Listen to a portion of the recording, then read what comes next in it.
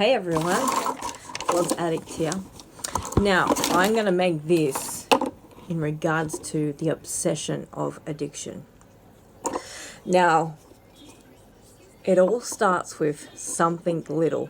Now, I started drinking when I was younger, and before I knew it, I started smoking weed, I started popping pills, and my end of my journey, I started to use ice, and it lasted a very long period of time, and I couldn't get out of it. I honestly couldn't. I could stop it for a bit and then I would get back on it, and didn't realize that I actually was an addict until I tried to stop and seen the pain I went through. The withdrawals, not this, like, you don't get withdrawals of sickness, just the thought of it, I'll never forget my first toke or my last toke.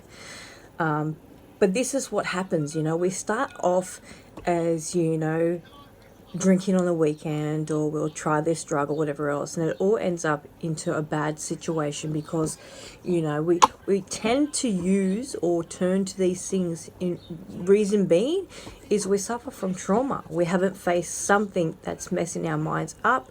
We have bad mental health. We're going through something that's making us feel uncomfortable. We've got trauma, any of those things. And when we first have our drink or whatever we use, we have it and it just completely changes our mind. We get numb, we feel like we can cope, we feel like we fit in, we feel like life without that is something that we can't live with because the way it makes you feel. And then the big thing is, once you get in that obsession and year after year after year after year, it becomes a habit.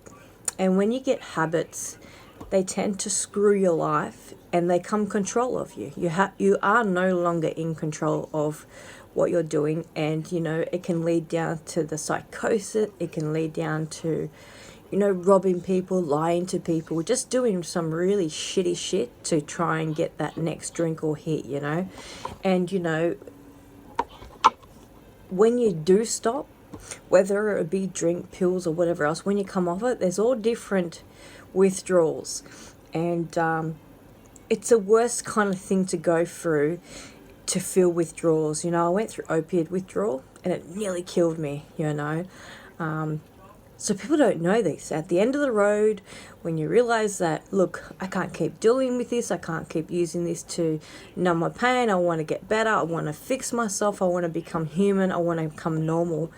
And then we try to stop using, and that's where it comes a problem. And most people don't get it. Most people don't make it out of addiction. A lot of us try and fight it. A lot of us try and make it.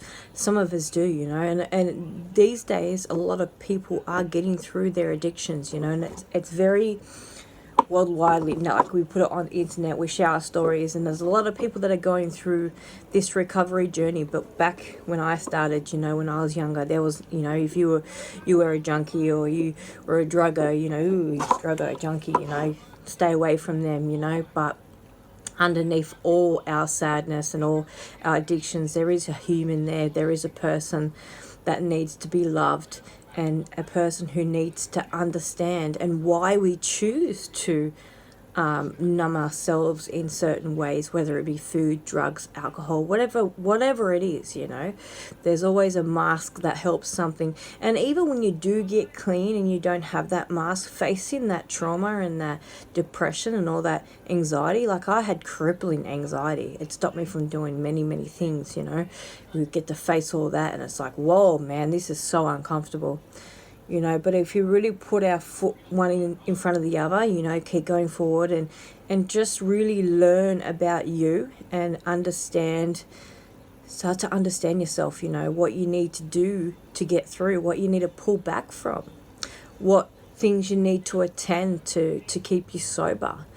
Open up to people that are in recovery, people who have made it, speak to them, because there's so many different ways we can find our way out. And that's why I share my story, because this is how I done it. If anyone looks back on my story, I did it pretty solo, and I suffer pretty much every day. But happy recovery, guys. Much love. Was Addict here.